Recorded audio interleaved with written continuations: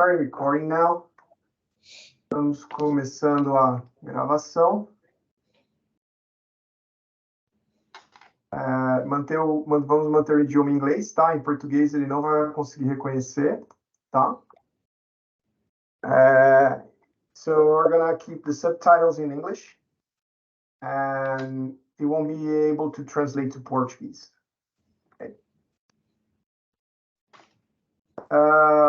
Sinara e Ivan, vocês podem ir liberando o pessoal no lobby, por favor, conforme eles vão chegando?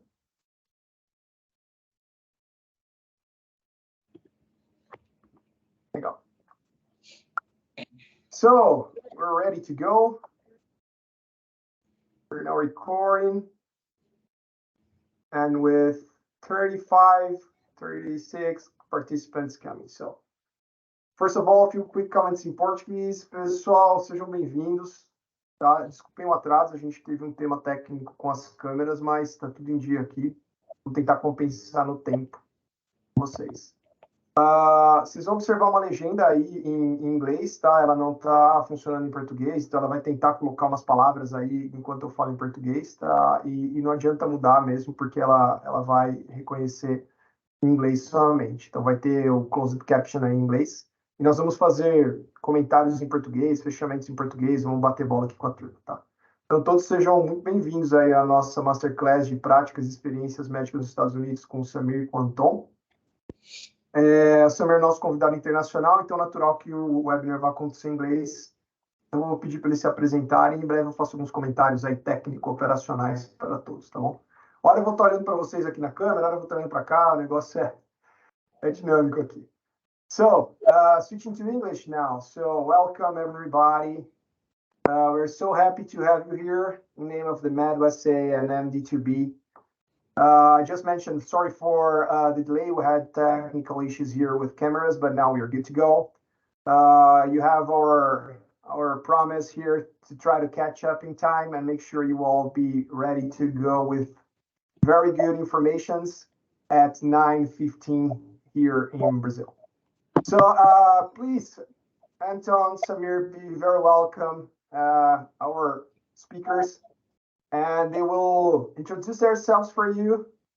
We are very glad to have you with us in name of MD2B, in name of MedUSA. You guys are great speakers that we managed to put together and hopefully take the best to our audience. So feel free to present ourselves and be very welcome. Go ahead. Dr. Desai, you can go first. Thank you, Anton. Thank you, Fabricio. It's a pleasure to be with all of you today. Welcome to this masterclass. So a bit of background about me. So I'm one of the professors of internal medicine at the Baylor College of Medicine in Houston, Texas. And I have been a core faculty member in our Department of Internal Medicine, where I work very closely with our internal medicine residents and our Baylor medical students for now about 24 years. And my passions are in mentoring and teaching.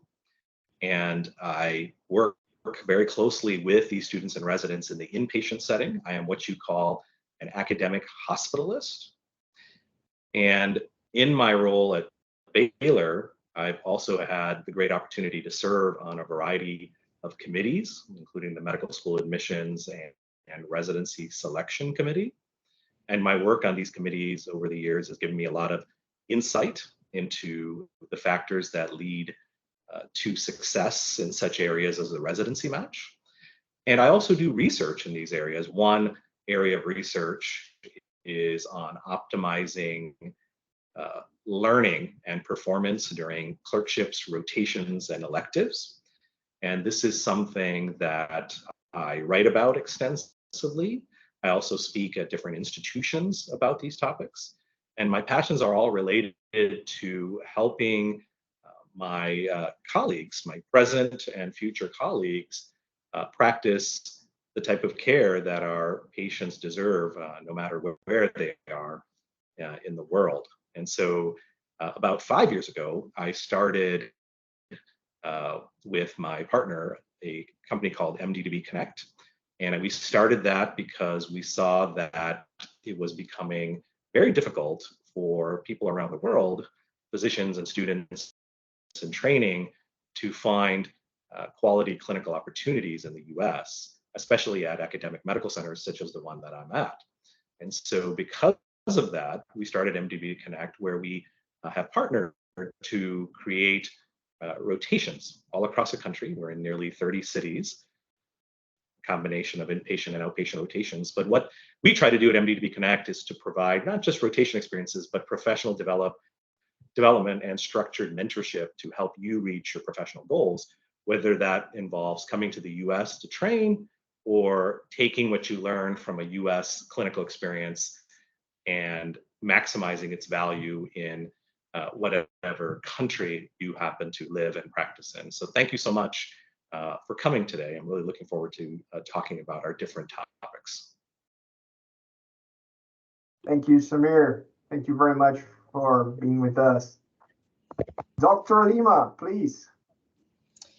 Hey guys, my name is Anton Lima. Giving a little bit of my background to you. I was born and raised in Recife, Brazil, did medical school there in Recife. And in 2021, I applied to my psychiatry residency program in the United States.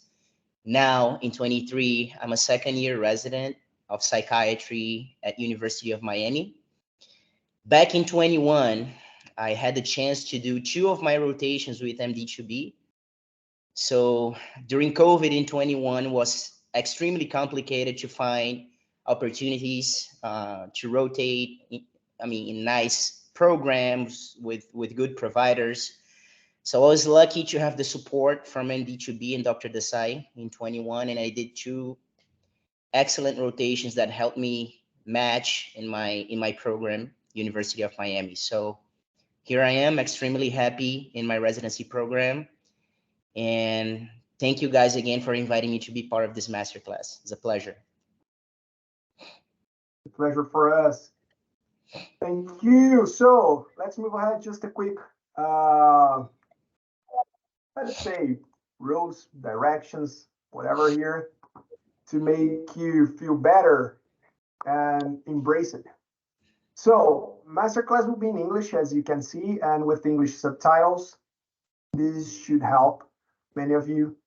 For the ones who still having some difficulties with the English, we're gonna wrap up each topic in Portuguese at the end. So we're gonna cover 5 questions here on the time we have, and open for live Q&A at the end, and raffle a book as well. So you guys must be very excited for that moment as well. So questions can be done in chat. Vanessa and Alisa and Sinara are supporting us. Questions can be done in English, can be done in Portuguese. You pick your language. We will answer them in the chat, okay, during the presentation, and pick up maybe some cherry picking in the chat for the live Q&A at the end, okay? And the raffle will be done only for participants who are live at the moment of the raffle. So this is kind of a good chance for you to stay until the end and get this awesome prize that, by the way, we thank Samir for sharing and giving us this beautiful prize. So some comments will be done in Portuguese as well here in the slide that may help many of you. Go ahead. Okay, so quick summary about the companies that we have here. MD2B Connect. So it is an American company that offers clinical experiences in various specialties. So if some of you would like to go to US and go through a clinical experience, if you go through MD2B, if you go with MD2B, you're going to be with the highest rated provider in US for such experiences, and it are applicable for medical students or graduated professionals, okay? So at the end, if you decide for something like that, please contact us. We don't want to make this webinar commercial.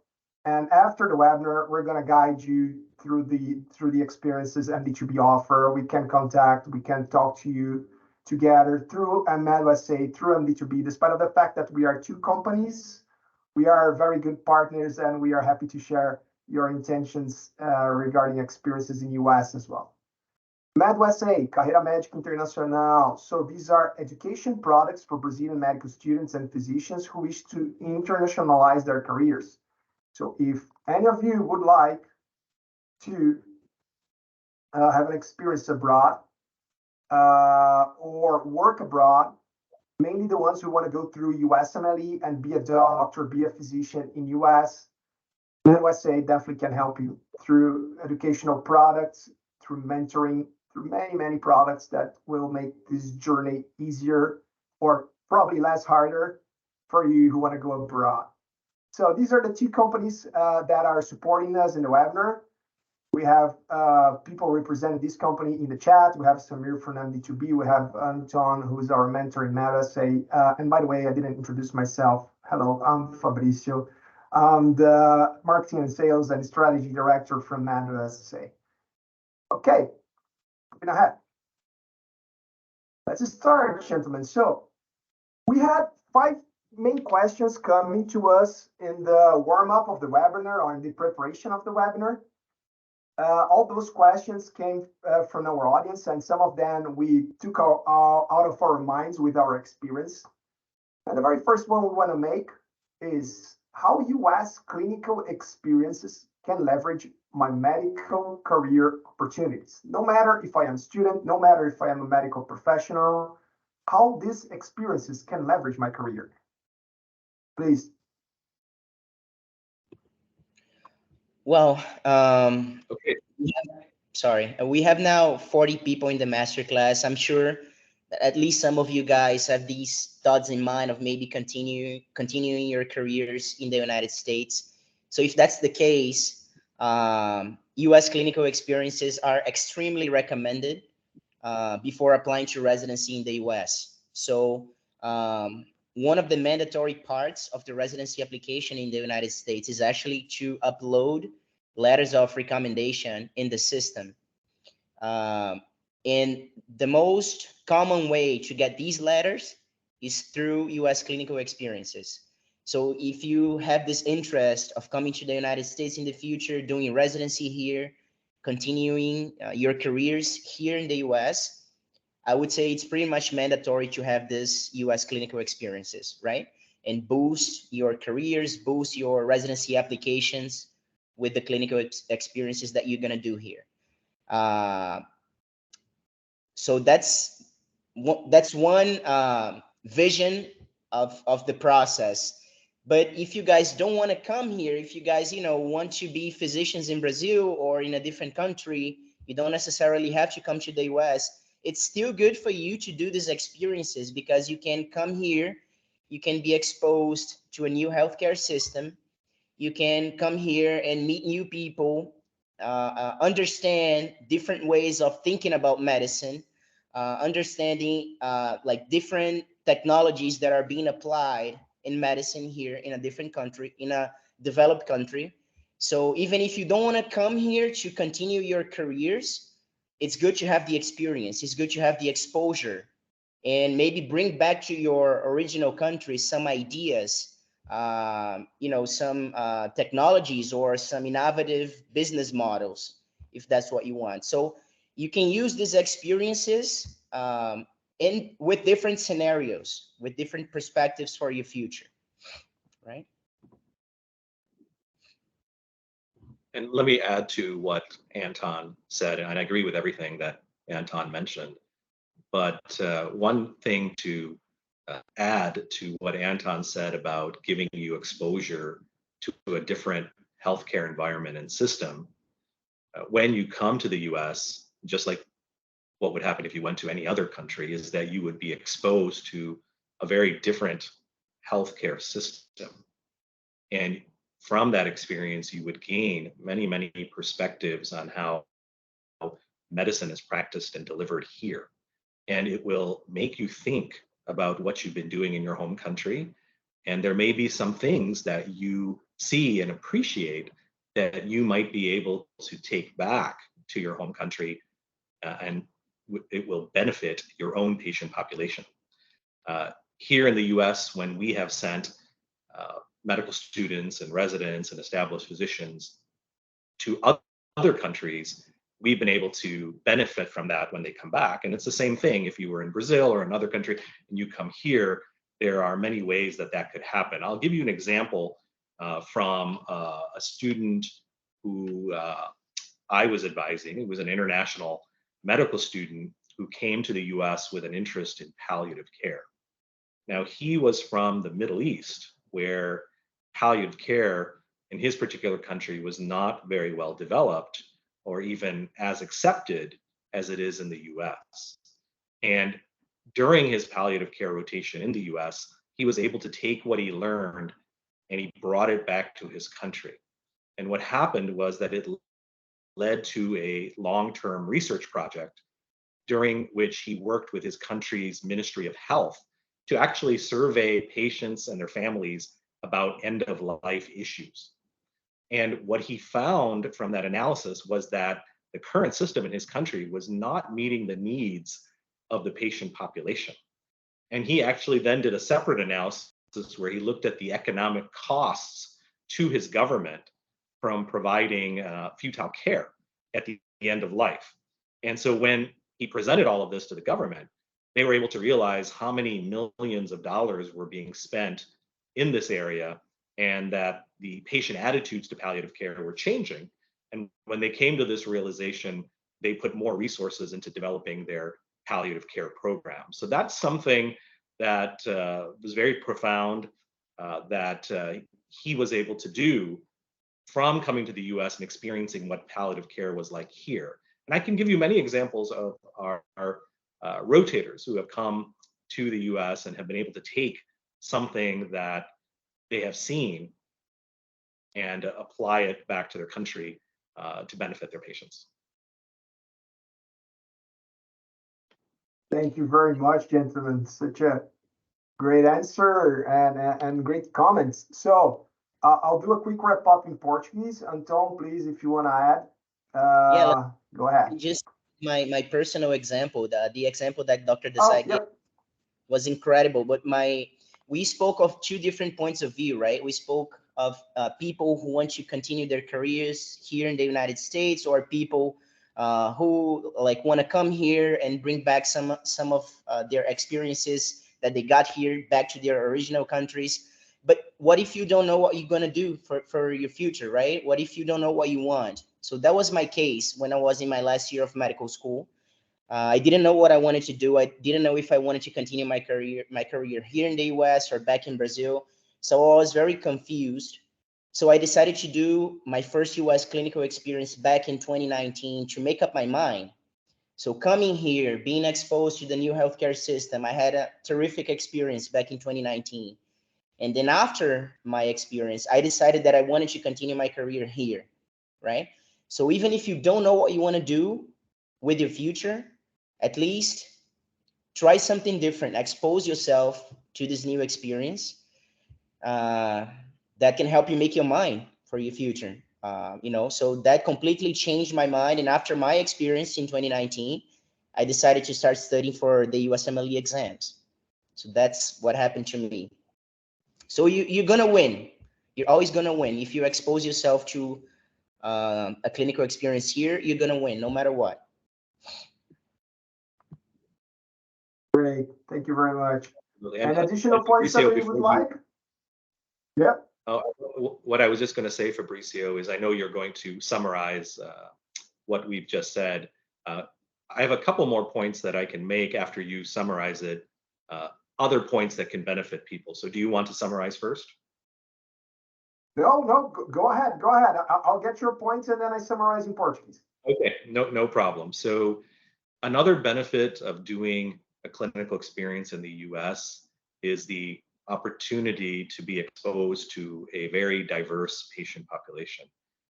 I know that all of you realize that here in the US, we have an incredibly diverse and multicultural population. And of course, the world is becoming more global. And we know that countries all over are becoming more diverse. There's easy modes of travel, right, between one country and another. And in this increasingly global world, we all as physicians want to meet the health needs of our patients. And so if we understand different cultures, and ethnicities, different religions, we then understand how these factors impact healthcare. And in the US, if you come here, you're going to meet people of many different backgrounds, many different ethnicities, many different religions, and so on. And a better understanding of these different health beliefs and attitudes is really going to help you deliver more culturally sensitive care to your own patients. And I'll give one example before I turn it over to Fabricio. So we actually had an international physician who came over to the US from China. And the reason for this particular rotator's visit to the US was specifically to learn how we practice patient-centered care. That's something that medicine in the US is particularly known for. And she had learned about that, and she found that the principles of patient-centered care were very much to her liking. And she had recently taken a position in China with a healthcare organization that was providing medical care to US citizens and other citizens from different countries who were actually working in China for multinational companies. And their expectation for her was that she would be able to deliver patient-centered care to this multicultural patient population. So when she came here to do a rotation, she was able to pick up these skills, and it led her to be a more effective physician with the patients that she saw in China and to meet their expectations. So that's another example, if you want to take something back to your home country, of how it can specifically suit you and benefit your career. Thank you very much. Thank you very much. Such great add-ons here. So I'll try to summarize that in Portuguese very quickly. Anton, please help me if I forget anything relevant. And we move to the next question.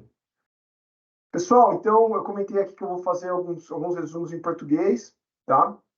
Vou tomar um minutinho aí para, considerando que a maior parte da audiência provavelmente vai querer também ouvir em português alguns aspectos. Então a pergunta foi como experiências clínicas práticas nos Estados Unidos podem alavancar a sua carreira, tá? Primeiro, para as pessoas que desejam em algum momento ter a carreira médica nos Estados Unidos, né? Ela é quase que mandatória, pelo que o Anton comentou, para você, primeiro, conseguir entender um pouco como funciona, tá, o sistema americano, e talvez, muito pragmaticamente, olhando para efeito do processo e o USMLE, para você conseguir as cartas de recomendação, que são, assim, vou dizer, praticamente mandatórias para você ter sucesso no processo e conseguir um match, tá? E essas cartas de recomendação no processo não importam se você conseguiu cartas de recomendação em outros países. Se você está aplicando para os Estados Unidos, você precisa de cartas de recomendação que foram conquistadas nos Estados Unidos. Então, para esse público específico que tem o desejo de exercer a medicina nos Estados Unidos, essa é uma etapa praticamente mandatória, ok? Seja através de Observership, de Clerkship, seja através de qualquer experiência clínica qual for, estágios e afins. Aí o Anton trouxe outro aspecto, que foi quem já está decidido a ficar no seu próprio país. Quem está decidido a ficar no seu país, no caso aqui, a maior parte no Brasil, ajuda o que uma experiência clínica fora, né? Em diversos aspectos. Não só na experiência que você vai ter fora, mas também abrir sua cabeça para ideias, conhecer o sistema de saúde americano, todas as inovações que ele pode trazer para você. Certamente um networking que você vai criar tirando proveito disso, seja com outras nacionalidades que tiveram junto com você durante essa experiência, quanto com as próprias pessoas que você conheceu nos Estados Unidos e trabalham no sistema de saúde americano, inclusive quem te guiou, preceptores, médicos e afins que vão estar contigo ao longo desse processo, tá? E aí você pode, obviamente, adicionar isso no seu currículo, seja para efeito de buscar um trabalho em algum lugar, ou para sua clínica, ou para o seu empreendimento, de alguma maneira. Isso vai te alavancar e te colocar à frente num mercado competitivo, no caso o brasileiro vem se tornando cada vez mais dado ao aumento da quantidade de médicos e serviços de saúde que a gente vem tendo. Okay? Um terceiro ponto que o Anton trouxe, quase a gente escapa sem ele, eu confesso que eu escapar sem ele, cara, foi a situação do próprio Anton, que enquanto estudante foi para os Estados Unidos, fez essa experiência do estágio de MD Rotation, como eu comentei, existem diversos tipos, tá? Ele fez uma delas, E ao longo dessa experiência ele tomou a decisão. Ele falou, é aqui que eu quero trabalhar, é aqui que eu quero viver. Então, olha que coisa, né? Serve também para quem não decidiu ir para lá, ou para decidiu ficar no Brasil, né? A experiência, ela justamente vai te ajudar a tomar uma decisão frente a essa situação, o que eu acho honestamente incrível. E se todos aqui tiverem a oportunidade de fazê-la enquanto graduam, talvez seja um momento bem relevante. Tá? Depois também certamente vai agregar tanto quanto. São momentos diferentes e necessidades diferentes, né? Um outro aspecto aqui que o Samir trouxe super relevante é a oportunidade de conhecer um mercado, um ambiente com uma diversidade de casos clínicos e pacientes enorme que os Estados Unidos oferece, tá? Atendimento do ponto de vista multicultural, você vai estar atendendo todos os tipos de nacionalidades, pessoas, culturas e afins, tá? E muito provavelmente diversos tipos de enfermidades e situações clínicas que você vai passar lá e vai expandir seus horizontes, ou talvez até conseguir se expor a coisas que você em algum momento queira treinar por lá para poder aprender aqui. E por fim, desculpa, teve um exemplo interessante que o Samir trouxe também, que em especial de uma pessoa que passou com ele, né, e era de um país subdesenvolvido, e aí levou uma experiência dos Estados Unidos para o seu país de volta para cuidados paliativos, tá? Aplicou essa experiência em conjunto com o Ministério da Saúde, e através de um projeto que essa pessoa liderou, ela salvou um bocado de dinheiro para o Ministério da Saúde, mas muito mais importante, ela salvou vidas, tá? Então, você imagina que a semente dessa experiência certamente trouxe um propósito ainda maior quando essa pessoa voltou para o país dela, ok? E, por fim, também um outro exemplo interessante, são diversos cases, tá, pessoal? Se vocês quiserem perguntar cases de nacionalidades, eu não tenho ideia, honestamente, quantas pessoas passaram em conjunto com o Samir nos últimos tempos. A gente pode perguntar para ele, inclusive. Mas ele trouxe um outro caso de pessoas da China que foram aprender de cuidado centrado no paciente, né, centralizado no paciente, né, que é algo muito forte nos Estados Unidos. Aprenderam isso nessa experiência e foram com o foco de levar de volta para a China, especificamente para aplicar esse sistema lá em algumas comunidades, vamos dizer assim, né? Inclusive de expatriados, até mesmo, pelo que eu pude entender, até mesmo comunidade de americanos que estão lá. Tá? Então, essas pessoas foram com um propósito específico de aprender algo para uma empresa, né, ou para vender um serviço para uma empresa lá na China, e assim o fizeram. Tá? Então, trouxemos aí diversas oportunidades e leituras de como a experiência internacional, seja por meio de um Clerkship, um Observership, ou seja, um estágio observacional, um estágio prático, uma rotação, e por aí vai, como elas podem trazer isso para vocês, tá bom? Pessoal, usem e abusem das perguntas, fiquem à vontade no chat, a gente tenta pescar algumas para ela no final, tá? Eu vou dar andamento aqui pela questão do tempo. Ok? So, hopefully that was a quick wrap-up. Samir, how did you feel about my wrap-up? Was it quick, not quick? No, it was great. No problem. Okay, thank you for that. Let's move ahead. So, next question. When is the best time to do US clinical experience? So, we kind of answered a few topics of this question in the previous question, but we would like to go a bit deeper on this. So, in your opinion, Dr. Desai and Dr. Lima, is any best time in your career or any best moment to do such experiences? Anton, would you like to go first? Yeah, sure. Well, I have two ideas in mind, especially related to people who at some point might continue their careers here. So if you don't know what you want to do, like me, you can do this US clinical experience as soon as you can to try to make up your mind from that.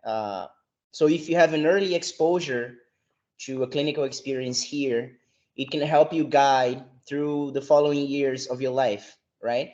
Instead of waiting too much to do this experience and then making a decision in the future.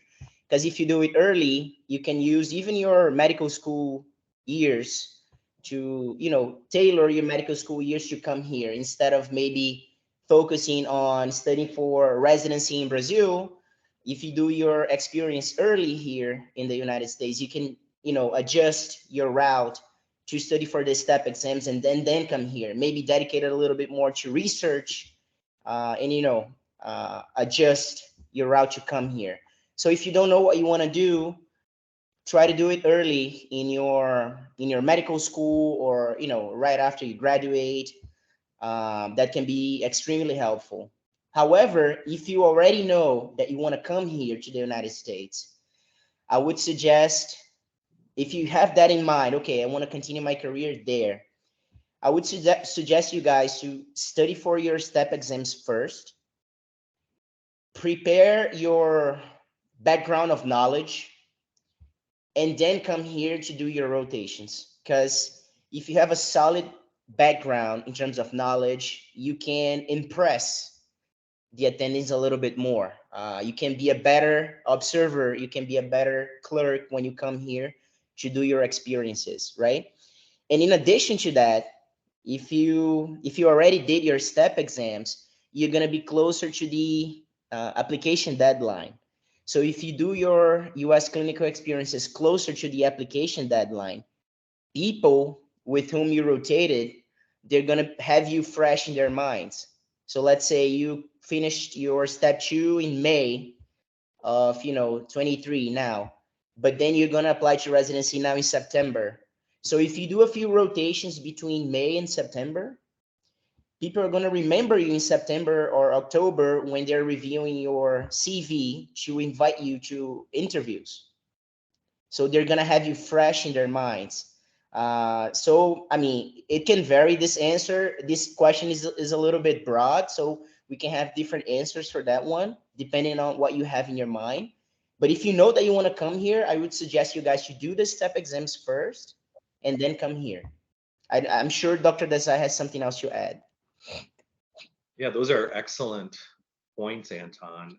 I agree with what you said. If people are not sure, so if you are uncertain that the US is the right place for you, there's no better way to help settle your mind than to come to the US, to engage in a clinical experience, to see what it's like professionally to be a doctor here, but also see what it's like to live and be in this country. You know, we always hear things, right, from our seniors, our colleagues, maybe even some family members that are here in the US, but until you experience it firsthand, you may not be 100% certain. So if there is some measure of uncertainty in your mind, just to come here to realize, you know, what it is that's right for you. If you know for certain, there are several ways to go about it. If you're a current medical student, we would encourage you to see if you can do some international rotations, visiting rotations as an international medical student in the US, at preferably at university programs. That would give you a chance to take part in what we call hands-on experiences, which can be much, much harder to secure once you graduate from medical school. So if you're a current international student and you're certain, that would be a great step to take. But even if you're an international medical graduate, at any point in your career, there are opportunities to come over here and rotate. The great thing about the US is we have graduates from all over the world who have had great careers in different countries, who've been able to come over here and establish themselves, secure a residency position, and go on to have a wonderful career here. I just want to comment on a little bit on what time of the year you might consider doing a rotation. I would say that most physicians and students try to come here in our US summer, so our June, July, and August months. Those are our busiest times of the year for rotation demand. And that's when most people do come here. September is when the residency application is submitted. But at that time of the year, the hospitals and clinics, they tend to be very busy with a lot of rotators, both US medical students and international visitors. The other thing about the summer months is that that's also when our residency programs begin in the US. So if you're doing something in a university program, there will be a lot of attention that the attendings and the preceptors are placing on these new residents, because they have to ensure that they are making the progress that's required to be able to function independently. So we do have a lot of people who come in the summer, but those are just two downsides to coming in the summer months. Anton, was there anything else to add? No, nothing comes to mind right now. Those were very good topics that you brought. Excellent. Thank you very much, gentlemen. So, I'll try to wrap up here again. Let's go. Pessoal, então, em português, quando é o melhor momento para fazer uma experiência clínica prática nos Estados Unidos? O Anton e o Samir trouxeram alguns pontos aqui para ajudar vocês a tomarem essa decisão, seja lá qual for o momento da carreira de vocês. Primeiro, se você já está, se você está em dúvida, né, em relação ao que você vai fazer da sua carreira, se você tem interesse em ir para fora ou não tem interesse, ou não decidiu ainda, um bom momento para você fazer essa experiência é enquanto você está estudando, né, enquanto você está graduando. Isso te ajuda a já direcionar, ajustar a sua rota nos estudos, né, para a formação da sua carreira, tá? Então, especificamente para quem ainda não decidiu muito bem a rota de carreira, um excelente momento é enquanto está na graduação, tá? Para os que já decidiram e decidiram por ir para fora, né, para ir para os Estados Unidos, existem momentos ideais, vamos dizer assim. Né? O momento que o Anton trouxe aqui como ideal é depois de você prestar as provas, os STEPs, né? Que são 2 provas que você tem que fazer no processo de USMLE.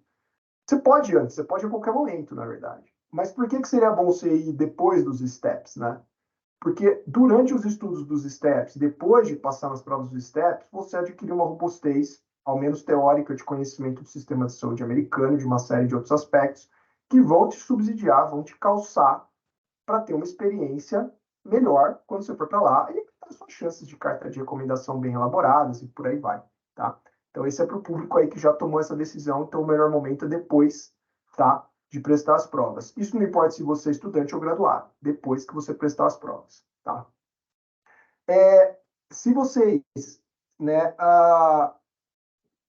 decidiram por ficar no Brasil, né, e não ter interesse de ir para fora, a experiência é válida a qualquer momento, tá? Pelo aquilo que a gente comentou na primeira questão, tá? Você vai ter troca, você vai ter uma série de aspectos profissionais, de networking, coisas que você vai levar para sua carreira profissional, tá? E voltar para o Brasil com a bagagem cheia, além de um belo certificado, um currículo, esse tipo de coisa que, de certa maneira, endossa a tua experiência fora do Brasil e quer não, em alguns aspectos, te ajuda a vender um pouco melhor o seu serviço, seja como um empregado, ou seja como alguém que tem uma clínica ou um empreendimento na área da saúde aí e lidera, tá bom?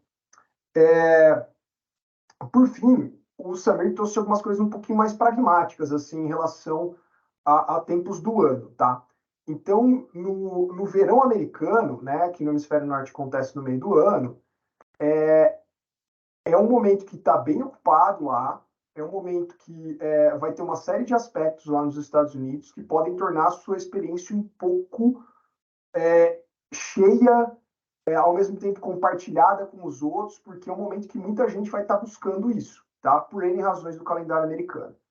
Se você quer ir nas férias de meio de ano, em algum momento que você encontrou no meio do ano que vai, de alguma maneira, conflitar ou dar overlap nesse momento, não quer dizer que não dá para ir, você pode ir.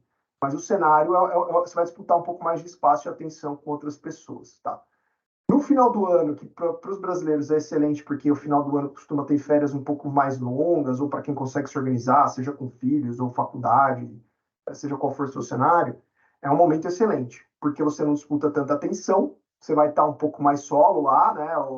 E você não vai estar disputando com N outras nacionalidades que estão buscando experiências lá, tá? Essa é uma diquinha de ouro aí do Dr. Samir que vale para todos que gostariam de ir para fora em algum momento, tá bom? Deixa eu só fazer um adendo a isso que você falou, Fabrício. Eu acho que isso se aplica principalmente a programas acadêmicos, sabe? Que são programas maiores. Então, são programas que estão recebendo residentes novos, né? Que são programas acadêmicos. Vão estar recebendo mais solicitações de rotations, né? Por parte de estudantes ou médicos internacionais.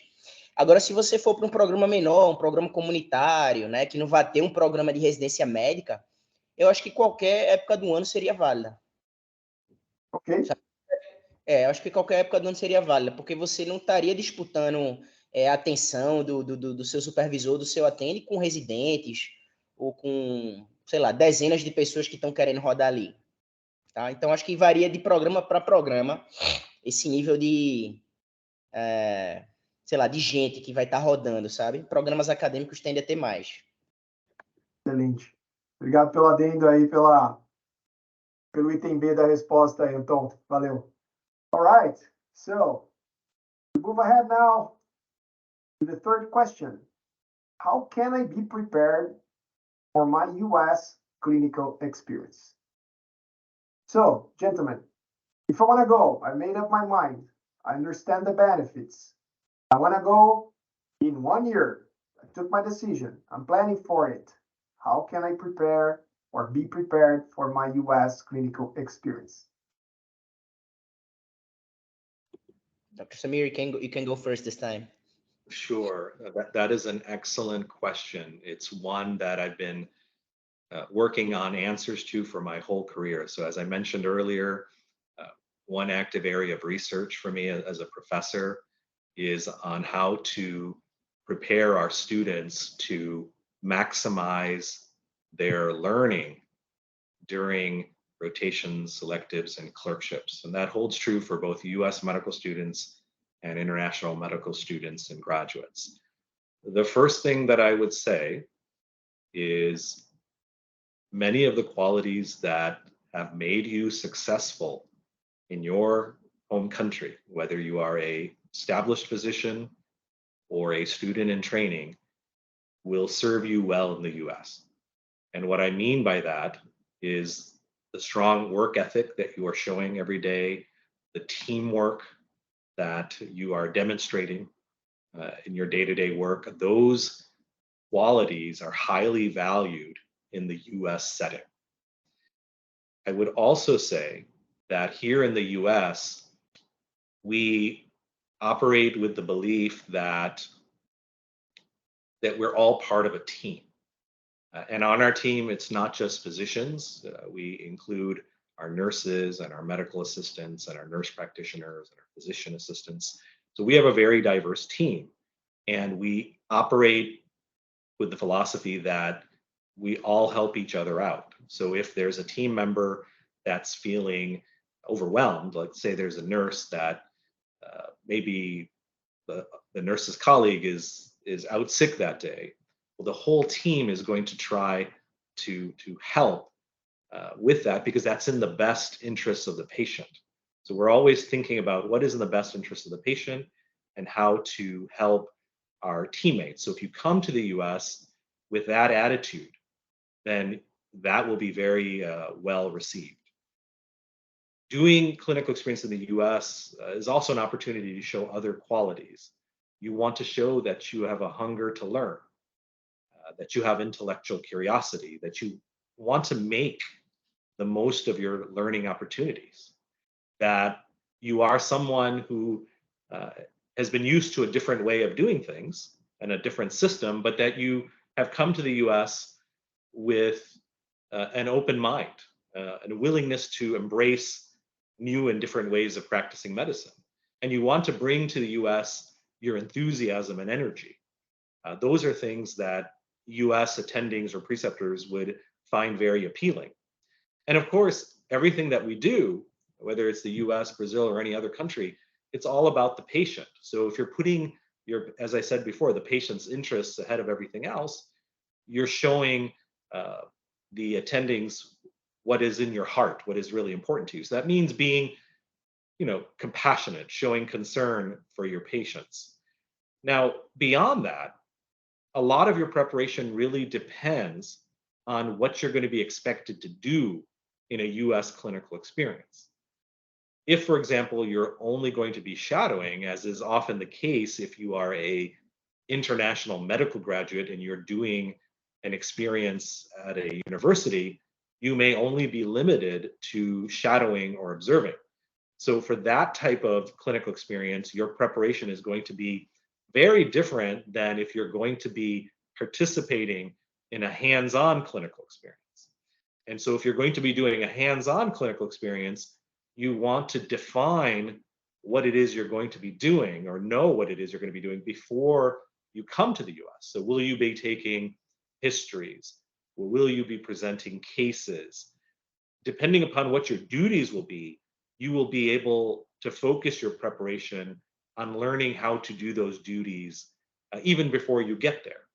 And with the internet and the dissemination of information and the availability of information, you can learn about what are the best practices of taking histories in the US and how is that consistent with what your history taking practices have been. And if there is some differences, for example, then you can try to understand that and try to figure out how to incorporate that into your history taking. If in the US we expect you to present a case in a certain way, you'll be able to research that on the internet and to figure that out. And so there's a lot that leads to success, many of which you have developed in terms of your qualities. And it is a great question. And obviously all of you want to maximize your learning, and thinking about what you're doing, knowing what you're going to be doing, and then taking proper steps will help you achieve your goals. Anton? Sure. Let me just add a few topics that I have in mind. Still talking a little bit about that topic that Dr. Desai brought. Like you have to show yourself as an avid learner, as a curious person. So try to get involved in everything that rotation is offering for you. So let's say if you have the chance to be involved in like a research project with your attending or the residents working in that service, try to be involved in that research project. Or if you have the chance of like presenting, doing a brief talk about a pathology that you have in your service. So let's say if you're doing a psychiatry rotation and you see like an interesting case of a schizophrenic patient with catatonia, try to do a brief talk about that, like 10 minutes. So always try to show yourself as a proactive person, as a curious person, be engaged in those academic activities like research, teaching points that can be very useful. People can look at you differently if you get involved in this activities. One other thing I would like to talk about is depending on the area that you're going to be rotating on. Let's say if you are going to do a psychiatry rotation, before doing your rotation, try to read a little bit about the most common pathologies that you're going to have in that area, like the bread and butter of your specialty. So let's say if you're doing a psych rotation, read a little bit about depression, anxiety, schizophrenia, read about the pathophysiology of these conditions, the treatments, to show a little bit of knowledge in those conditions, right? Of course, you're going to be there to learn as well. You have to be a curious person, an avid learner, but it's good to have a background and, try to do a few teaching points as well with the team, right? So, we have this first aid collection. Is like first aid for your clerkship. That's a book that I read before doing my first psychiatry rotation. It's first aid for the psychiatry clerkship. It's a 200-page book. It's not that big. You can read like in 1 or 2 weeks if you have the time to do so. And you can be more prepared before starting your rotation here in the United States. So it can be extremely useful. One thing that I would like to talk about as well is the dress code. Because in Brazil, especially in the last 2 years of medical school in Brazil, we call internato, né? Sometimes you can go to the hospital dressed up in a different way than you're expected to dress up here in the United States. So we usually wear like random t-shirts, jeans pants here in Brazil, but in the United States, the dress code is completely different. You're expected to use like long sleeve social shirts, closed shoes. So be prepared to dress up differently as well when you come to do your rotations here, right? So those are some topics that I thought that would be interesting to add, in addition to what Dr. Desai said. Thank you very much. So I'll try to wrap up here. Sorry if I'm pushing in time, trying to make it until 9:15 here local time. But I just did a quick mention in the chat that we're going to save all the questions, mainly the ones that people expected to do during the live Q&A.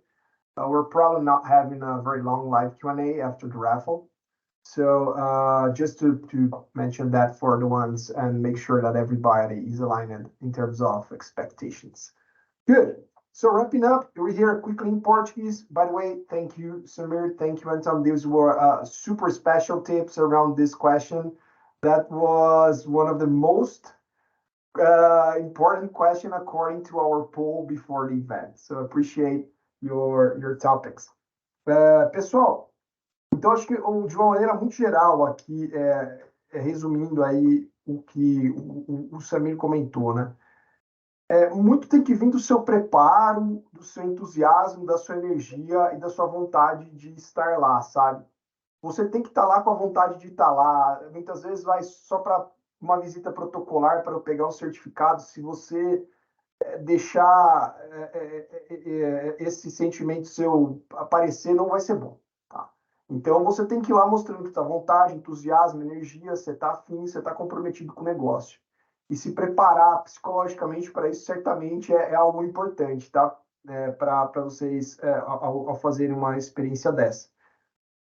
Um outro aspecto, você vai ter pessoas que estão acostumadas a receber das mais diversas nacionalidades e com uma certa frequência, estudantes ou médicos graduados para essas experiências, tá?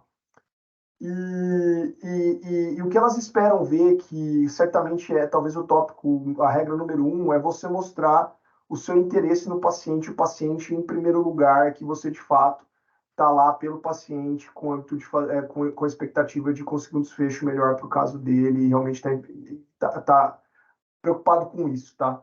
Então, é uma maneira genuína que você tem que levar para expor ao longo da sua experiência e deixar claro que essa é a tua regra número 1, vamos dizer assim, lá, né? Se preparar para esse ambiente, então, de alguma forma, tá? Se você vai fazer um observership, né, ou você vai para um estágio observacional, que é um estágio que você não toca o paciente, entenda que sua preparação vai ser diferente. Você não vai se preparar para ter interações e tocar com pacientes, porque são cenários que você não vai viver, certo? E muito provavelmente você vai ter menos chances de mostrar o seu trabalho, o seu desempenho, porque você vai ser exposto a menos situações interativas. Você vai ter provavelmente conversas ao final, situações que no estágio observacional são mais regradas, tá? Então, aí você, por um lado, vai ter menos oportunidade de interagir por não ser um hands-on e não vai mostrar o seu trabalho. Por outro, você vai estar menos exposto a situações de risco, né? Aí vai do apreço que você tem para cada uma delas e como você gostaria de se preparar para elas. Então, um observer, um IMD rotation, um clerkship, exigem diferentes preparações desses aspectos pelo fato de um observar e dos outros serem práticos, tá? Se você tiver a oportunidade de trabalhar com pesquisas, publicações e coisas do gênero, onde você vai acabar comentando ou de alguma maneira trazendo à tona durante sua experiência lá, vale a pena. Faça algo nesse sentido, principalmente se você está estudando ainda, tá?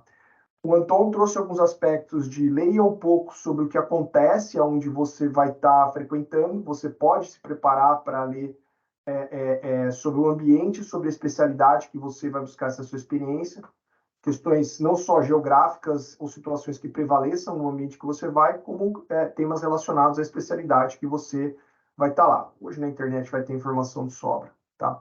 O Anton também deu uma dica de um livro aí, depois, Anton, você puder colocar no chat, além de livros da própria B2B do Samir, que explicam um pouco como se preparar também, né? E um deles, de alguma maneira, vai abordar esse assunto, que é o que a gente vai sortear hoje, tá bom, pessoal?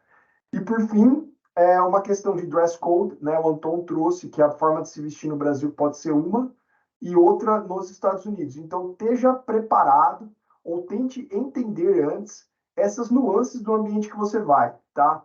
É um lugar que a cultura aceita piadinha, é um lugar que o pessoal é mais descontraído, é um lugar que as pessoas se vestem mais formal. Todas essas nuances podem pesar contra ou a seu favor nessa sua experiência. Então, tenta entender um pouquinho, e não tem problema você perguntar antes de pisar no lugar, essas coisas que parecem bobas, mas no fim podem muito te ajudar ou podem muito te prejudicar, tá? Tenta entender um pouquinho onde você está pisando. E um último recado que eu dou, que não foi falado, mas eu gostaria de comentar com vocês, é inglês, tá, pessoal? Quanto mais você puder se preparar em relação ao idioma, para garantir que sua comunicação e seu entendimento vai ser amplo e como as coisas aconteceram, melhor. Não quer dizer que você precisa ter um nível de inglês proficiente ou fluente ou avançado para ir, tá?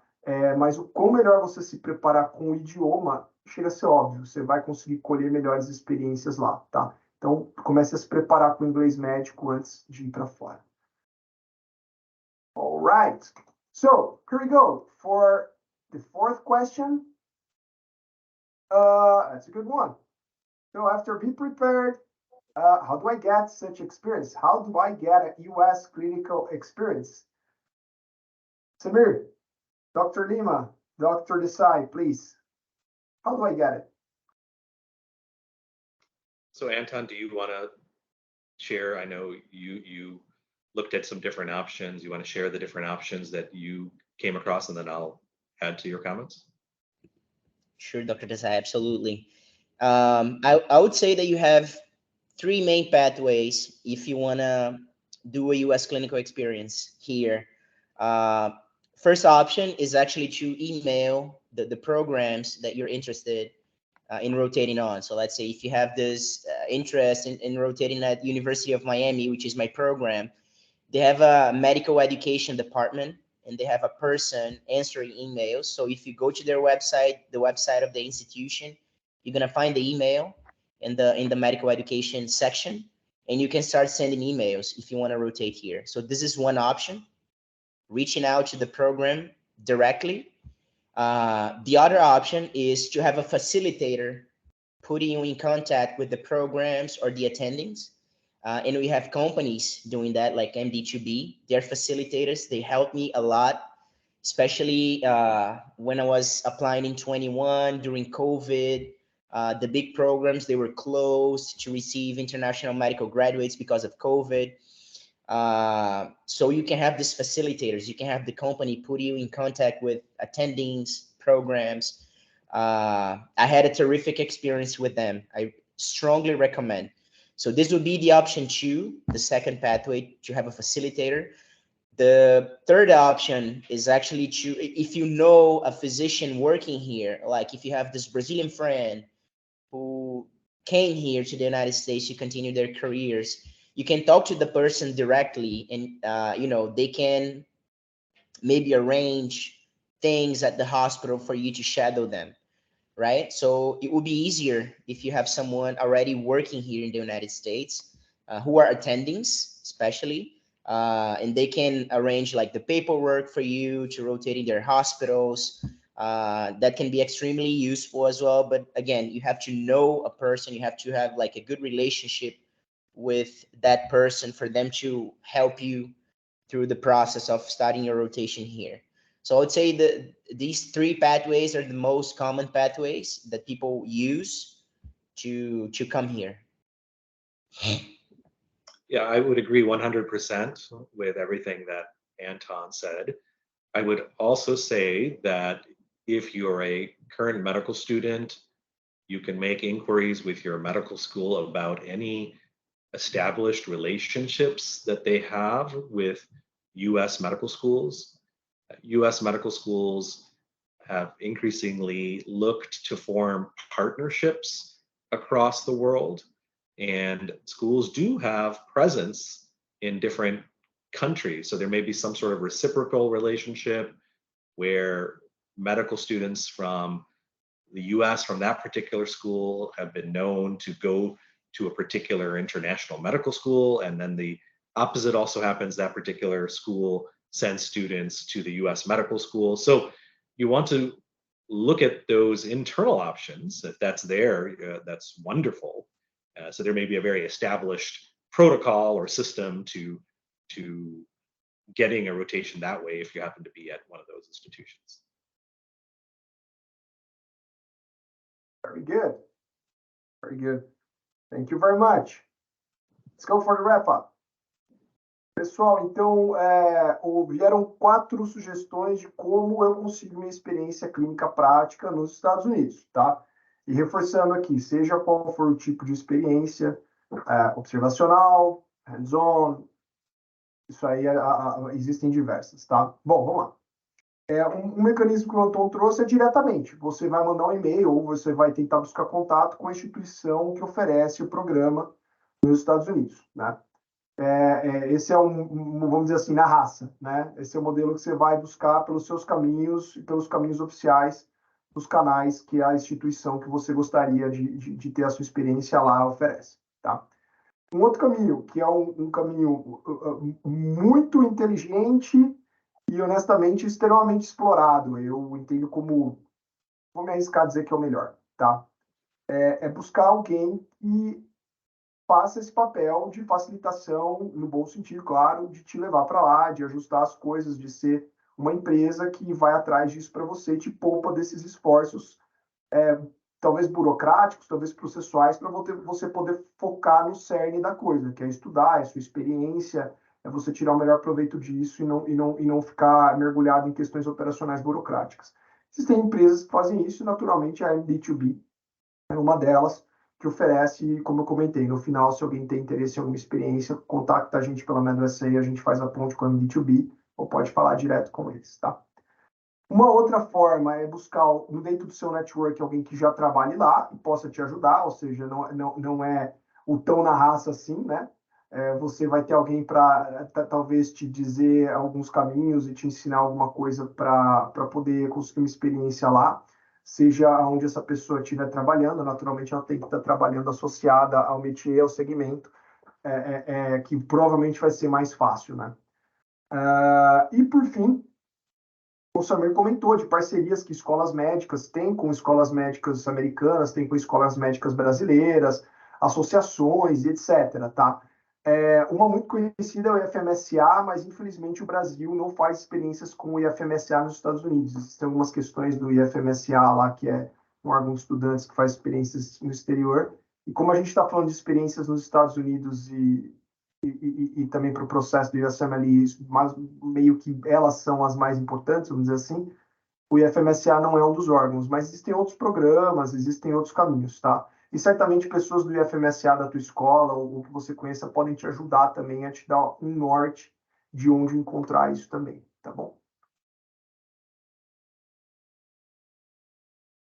Okay, here we go for the last question that we prepared for you. Right after that, we do the raffle, okay, people? So please hold on with us.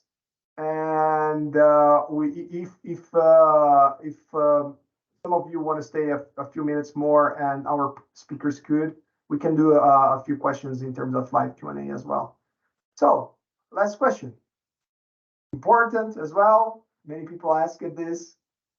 How much does everything cost to US clinical experience? So, Dr. Desai, Dr. Lima, I'm interested on this, but I need to save money. For what? I need to save money. Traveling, housing, there's a full pack for everything. Am I going to receive any incentives working there? How would you help us on this financial preparation to go to the US, at least a range that of value that we could work on? Our audience probably is curious about that. Please, your tips for us. Yeah, so I can start. So advanced preparation before coming to the US involves thinking about the costs, and the sooner that you become familiar and informed about how much it costs to do a US clinical experience, the better planning you can do.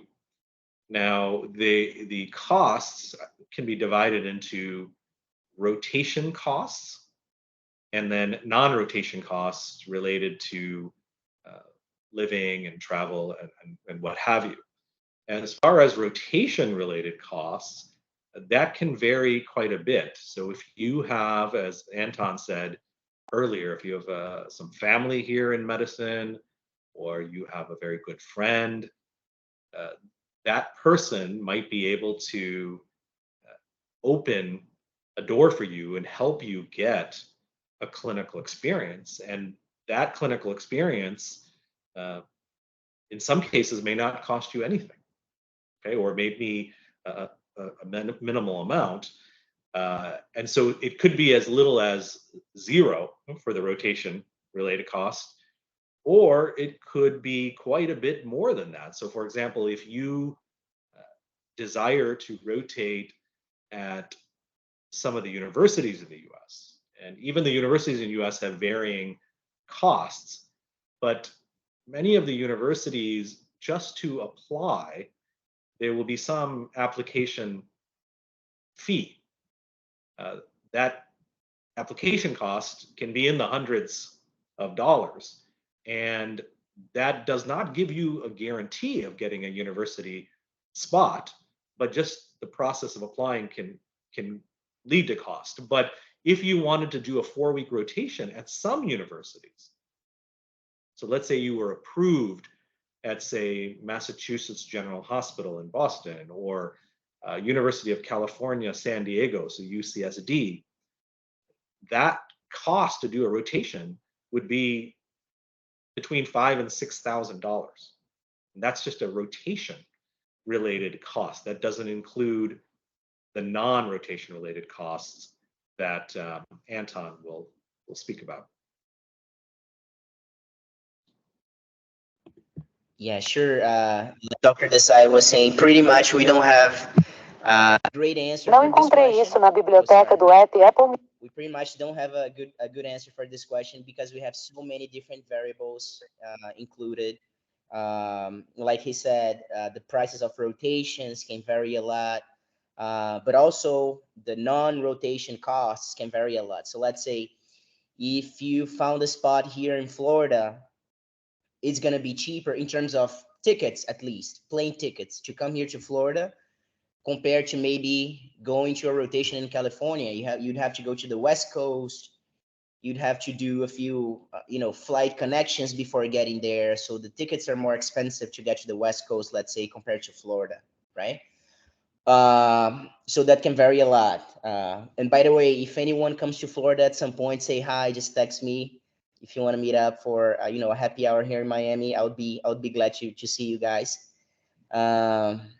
But not only talking about the plane tickets, if you come to Miami, let's say, okay, you'd be maybe saving some money with the ticket expenses to come here to Miami. However, the city is extremely expensive. So if you want to rent like an Airbnb here in Miami, it's going to be more expensive than an Airbnb in Alabama, let's put it this way, right? So you have housing costs, you have plane tickets costs. So you have a lot of different variables that can, change a lot the cost of your full experience, right? Not only the rotations, but the tickets, the housing, and everything. If you want to do a little bit of tourism during your rotation as well, of course, you're not going to stay in the hospital 24 hours, 7 to 7, 24/7. So you're gonna like to explore the city a little bit. So the costs dedicated to doing a little bit of tourism can vary a lot as well. Like I said, if you come to Miami, you're probably gonna spend more money related to tourism here and housing compared to like a city in the center of the state, of the country, actually, I'm sorry. So yeah, we have a bunch of different variables that can build up and give you like a wide range of prices that you'd have to invest to do your rotation. Hi. Very good. So try to summarize here, and then we go for the raffle. Pessoal, então aqui alguns comentários bem valiosos, tá? Do Samir e do Anton em relação a custos, tá? A resposta, ela depende e ela não depende como uma resposta evasiva, tá, pessoal? Ela depende porque depende muito mesmo do que você está buscando e do quanto você está disposto a gastar, tá? O mais importante olha o programa que você quer, ok? Se é um rotation, um IMD rotation, se é um observer, entenda onde você quer, entenda a instituição, entenda o que realmente está te movendo a fazer isso, tá? Aí tem algumas opções em mãos, né, quando você decidir por isso, inclusive as que forem mais baratas, né, se a questão financeira realmente pesar muito na tua decisão, e muito provavelmente vai, considere opções A, B, C, D, E, tá? Porque o programa, ele pode custar, como o Samir falou, um programa de 4 semanas pode custar só o programa $6.000, enquanto alguns outros programas podem custar muito menos do que isso e até ser custo de uma application fee, né? E às vezes o application fee do programa também que você vai precisar prestar, você vai pagar e não vai ter a chance de passar. Então, existe uma série de variáveis aí relacionadas ao custo do programa em si, tá? O que assim, uma regra, não vou dizer que para todos, porque seria uma pretensão dizer que é para todos, mas que é uma regra que é válida levar em mente, tá? Você vai ter que pagar o avião, e a depender de onde você está saindo, o custo da passagem é mais caro ou mais barato. Tá? Nenhum programa vai pagar o avião para você. Tá? Você vai pagar a sua estadia. E a depender de onde você está ficando, né? E do nível de lugar que você quer ficar, a sua estadia vai custar. Você pode dividir apartamento com um monte de pessoas, com outros residentes. Existe até alguns sites para isso. Depois, vocês perguntam para a MD2B, eles super ajudam nisso. Né? Entendem a situação financeira de cada um e orientam, né? Ou você pode pegar um Airbnb só para você, ou você pode ficar no motel durante o mês, né? Fica a teu critério. Então, housing é um ponto que pega, e housing está diretamente relacionado com o lugar que você está indo, como o Anton falou. O housing para Miami, a passagem pode custar mais barato para Miami, mas é provável que a hospedagem lá vai ser um pouco mais cara, alavancada pelo turismo, tá? E por fim, os seus gastos lá. Você vai entender se no seu programa tem refeição incluído, se você vai ter que gastar com a refeição, se você vai ter que pagar. Então, um monte de dependes, tá? Para dar um range aí, grosseiro, tá, pessoal? Grosseiro, você vai de 4 mil a 10 mil dólares. Tá? Então, assim, alguma coisa entre esses valores para vocês irem se planejando. Construa o seu programa à sua forma, e, de novo, a MD2B pode ajudar nisso, e diversos matérias em Google e artigo também podem ajudar. So, we're a bit late in time, so I'll ask you a few minutes more. First of all, now we are good with our questions. Thank you very much, Dr. Desai. Thank you very much, Dr. Lima. Please stand by if you can for maybe one or two live questions. Just wanna do the raffle now because we would like to do this before some of our audience that may have hard stops here will leave. So let me go for it, if you agree, and then we go back for the live Q&A and wrap up of the webinar. Is that okay for you? Mm-hmm. Right, here we go. So, raffle time. By the way, we are raffling Success on the Awards, 250 Rules for Clerkship Success, written by Samir Desai, here with you, our superstar, and Rajani Kata, two awesome physicians, book authors, and many other great professional points from them that we would like to share. This book is from The Owners of the Successful Match, another success bestseller in Amazon. You guys will see a lot of good stuff here in preparation with Dr. Samir and Dr. Rajani Kata books. Check them. That's another good tip for you if you want to prepare for experiences in the US. So we're going to raffle the book right now. This is a big list here with names of many people. So the way it's going to happen, I will raffle one name and ask, please, for that person to say hello in the chat. I'm here. Because if this person is not here, we're going to jump to the next, okay? That's the fair raffle we want to make for you, okay? We did that before. It's pretty funny. So hopefully this time will be as well.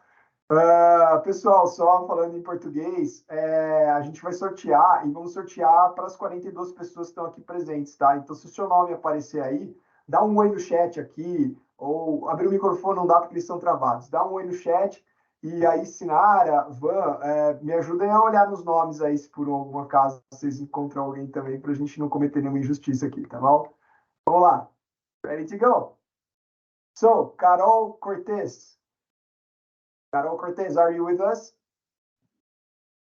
Please, our organizers, if you could check in the room. No? Okay. So we jump to the next. Jaqueline Flores.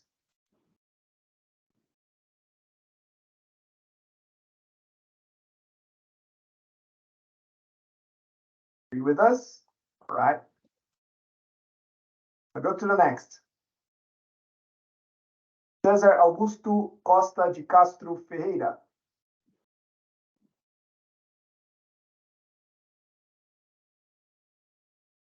Are you with us, César? Tá com a gente?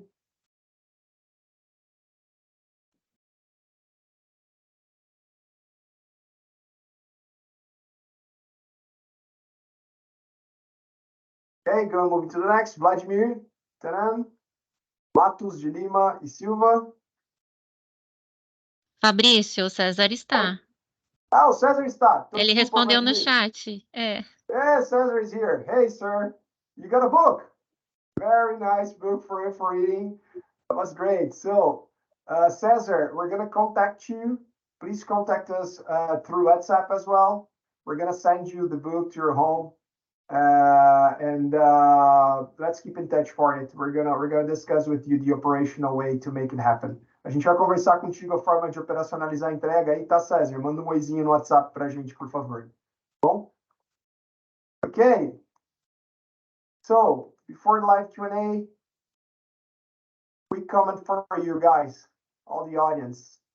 A gente vai, we're going to make a campaign here. It's only in Portuguese, but if any of you would like to study for step 1, MD2B and MedUSA prepared a voucher or a promotion that you're going to save 4,500 reais buying the step 1 course. This will work for only the 10 first purchasers or people that contact us aiming this. And it's going to be until Friday, 18th. Friday, August. So if you want to take advantage of it, please get in touch. We're gonna explain this as well in our Instagram and so far. Don't want to make that a super commercial slide, but take advantage. That's a big discount on the step 1 for the ones who already made up their minds about going to US through the USMLE examination. We have here the contacts of both companies. You're going to find WhatsApp, you're going to find phone numbers, you're going to find email, all kind of channels in our websites, in our Instagrams, and everything. Be sure these two companies can help you to decide on your clinical experience. That's what I would like to say here. So before you press start, talk to us. We can help you out. And it doesn't mean that we're going to charge everything. We're going to talk, we're going to give you some guidance. That's, by the way, the purpose of this webinar. We have a lot of purpose in our companies, and here we are for that. So let me close the presentation here. Put you big on the screen. Hopefully people can see you better now. And if I may, 2 questions, okay? 2 questions. Is that okay for you, Dr. Desai, to stay maybe 5 to 10 minutes more? Sure, no, I'm happy to. Thank you very much. Dr. Lima, is that okay for you? Same for me, 100%. Great audience. Hopefully, is that okay for you as well? If not, we see each other soon. Please get in touch with MedUSA and MD2B. We're gonna help you out with that. So let me pick one question here. Maybe Vanessa or Elisa, if you would like to pick one question, Vanessa pick one and Alisa pick another. Hopefully I didn't put you girls in trouble for that. So you can start. Vanessa, se você puder escolher uma pergunta, qualquer uma aí para a gente é legal. And Alisa, if you can pick one question, please do it for us. Yeah, I have one question that was asked from the beginning of the webinar, and I'm looking for it now. They said, how much value does a clerkship have in comparison to an observership or like hands-off? So I think that's a good one to answer because a lot of people may be curious as to what is the difference between those. Love it. Yeah, so that's a great question. Thank you, Alyssa. So we recommend to the people who contact us at MD2E Connect to do clerkships if you are at that point in your career, meaning you are a current international medical student. That's when you can do a clerkship. And generally that means you come to an academic center, like the one where I practice at the Baylor College of Medicine, and you have a similar experience to what our third-year medical students experience. And you can potentially do clerkships in different specialties, but what the third-year medical students do in these clerkships is when they rotate, they are an integral part of the team. So in a university-based rotation, that generally means that the team would be consist of someone like myself, an attending physician, and then a senior resident, perhaps several interns, and then your medical students, which could include a US medical student and an international medical student. And then you would be involved in caring for the patients that were assigned to that team, whether it's in the inpatient or outpatient setting. And in caring for those patients, you would be actively involved since this is a clerkship. So you would likely take histories and present cases and use the EMR. These are the day-to-day activities that are involved in patient care. And if you are able to do those things in a clerkship, that's very well received by residency programs if that is your goal, which is to establish yourself as a residency candidate. Observerships are, depending upon how they're defined by an institution, far less hands-on. Generally, they refer to experiences where you are shadowing or observing, as the name suggests. It generally means that you don't have an opportunity to do hands-on activities like take histories, like use the EMR. And so the disadvantage of an observership is that the scope of what you can do is somewhat limited. And if you desire to get a letter of recommendation from that experience, the letter writer, the professor, may not be able to write about everything that a residency program would like to know about you. That doesn't mean that you can't have a great observership experience, because there's a lot of learning that can come from even shadowing. And one of the things that I write about in the book Success on the Wards that we just raffled off is, in the US, the culture of our rotation experiences is such that if you show some initiative and you're a bit assertive, you can do some things even in an observership. For example, Anton was talking earlier about how you can give a talk. Perhaps there's a clinical question that needs someone to do research on and report back to the team. Well, you can be the one who jumps in and does that to benefit your team. So you can research that clinical question, report back to your team.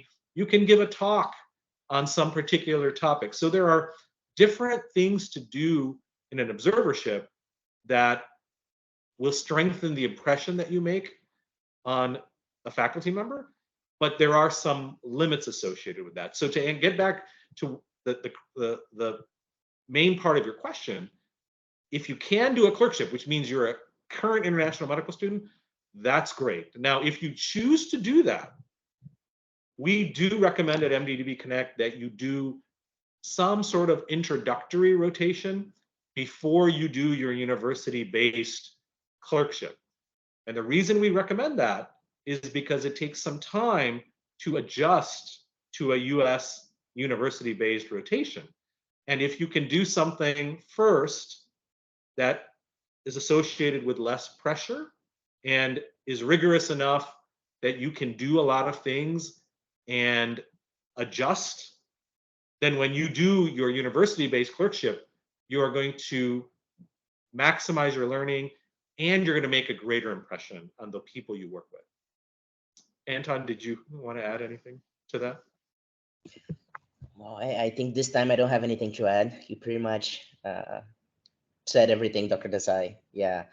But basically, if you are in medical school, try to do a clerkship as much as you can.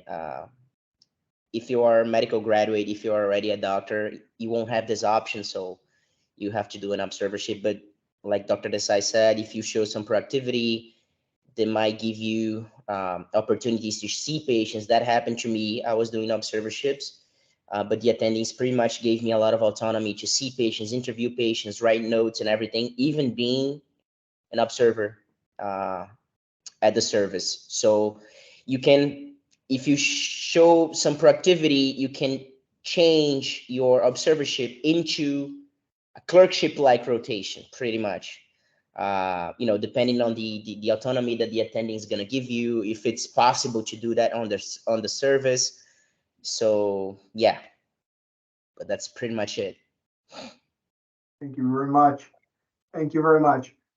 So we go for the last question before we close. Ivan, você conseguiu alguma pergunta que você gostaria de colocar para a gente? Sim. Vai de encontro aí com essa mesma pergunta, né? A pergunta da Bianca, ela estava querendo fazer um estágio de 1 mês, mas ela procurou um clerk, mas a universidade, todas as universidades que ela olhava só aceitavam estudantes do último ano de medicina. E ela está no 4º ano, né? Então, como que ela faz aí para conseguir? Right. So Bianca asked a question. She's in the 4th period of medical school. She's seeking for hands-on experience, initially a clerkship, and most of all of the universities she had contact with, except only students from the last period. So how could Bianca get hands-on experience, clerkship or IMG rotation? She's seeking for a hands-on experience, initially a clerkship. How can she make it, considering that she's in the 4th period now of the medical school? Anton, would you like to start? Yeah, sure. I actually never heard of it. I know that some programs, they have this criteria to accept medical students. So like having a TOEFL exam done or having the step 1 done, but I never actually saw a program requesting like the student to be on the last year of medical school abroad. I actually never saw that, but I think if you have maybe a TOEFL or step 1, it can make those exams, they can make things a little easier for you. But yeah, I'm not sure. If you're having a hard time finding a rotation by yourself, I would strongly recommend getting in touch with a company like MD2B, for instance, to try to facilitate things for you. And if you want to do the rotation as soon as possible, don't waste your time. Try to contact someone that can help you out. That's my answer. Yeah, so let me add to that, and thank you, Bianca, for such a great question. I would recommend very carefully reading the website of all these medical schools, because each medical school has different requirements. It's not a uniform policy. So as Anton said, one school may ask this, another school may ask that. Prior to the pandemic, most schools were asking for at least step one. Step one, of course, has gone past fail. We're starting to emerge from the pandemic. So policies are in a state of change right now. Many programs are still not quite fully open, but some are. So things have changed over the last few years. And so knowing what each school is asking for is very, very key. Beyond that, you're definitely welcome to reach out to us and talk to us about where you are in your medical school education, what your goals are, what you hope to achieve. Anybody who reaches out to us, we have a very extensive conversation about rotation. So you're always welcome to reach out to us as well. Very good. Very good. With that, I take again advantage of the situation to thank you, Samir Desai, for having us, doctor. It was a pleasure. Great partner, always helping us on supporting people who want to go abroad, who want to go deeper on their medical careers, who want to understand how the U.S. system works, and even more important than that, to serve better their patients. Such a great webinar. Appreciate your participation. Dr. Lima, appreciate your participation as well. Great partner from MedUSA, mentor that helps us in any kind of events and situations. Anton is always there for us. Thanks everybody who supported on the backstage. Elisa, Vanessa, Sinara, all the MedUSA team and D2B team supporting us to make it happen. Before final messages from our guests, I would like to let you know that this webinar or this masterclass is recorded. We're going to put that in YouTube for you to watch later.